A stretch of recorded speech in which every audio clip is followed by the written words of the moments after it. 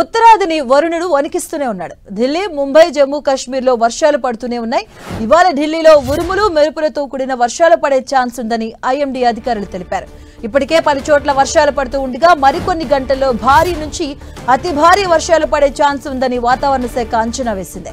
మరోవైపు మూడో రోజు కూడా మహారాష్ట్రలోని ముంబైలో వానలు పడుతూ ఉన్నాయి. ఇవాళ మహారాష్ట్రలోని పలు జిల్లాలకు ఆరెంజ్ అలర్ట్ జారీ చేసింది వాతావరణ శాఖ.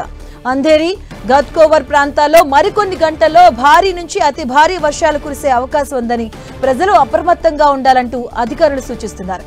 అటు జమ్మూ కాశ్మీర్లోని దొడా ప్రాంతంలో కురుస్తున్న వర్షాలకు వాహనదారులు తీవ్ర ఇబ్బందులు పడ్డారు.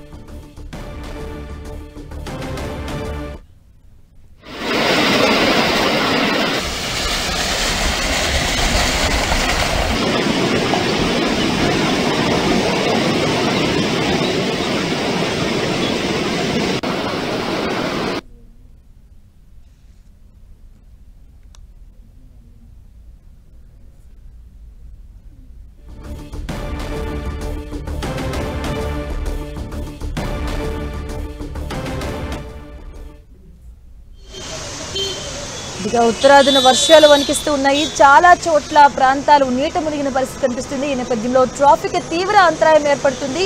అలాగే మహారాష్ట్రలో కూడా 2 రోజులుగా భారీ వర్షాలు కురుస్తున్నాయి. మరికొన్ని గంటల్లో భారీ నుంచి అతి భారీ వర్షాలు కురిసే అవకాశం ఉందని వాతావరణ శాఖ హెచ్చరికలు జారీ చేస్తుంది.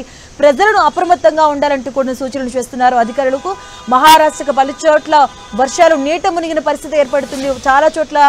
చాలా ప్రాంతాలు నీట మునిగిన సిచ్యువేషన్స్ కనిపిస్తూ ఉన్నాయి. అంధేరి, గద్కేరి ప్రాంతాల్లో 2 రోజులుగా భారీ వర్షాలు కురుస్తున్నాయి. అలాగే జమ్మూ కాశ్మీర్లో కూడా వరద ఉధృతి ఎక్కువగా కనిపిస్తూ ఉంది.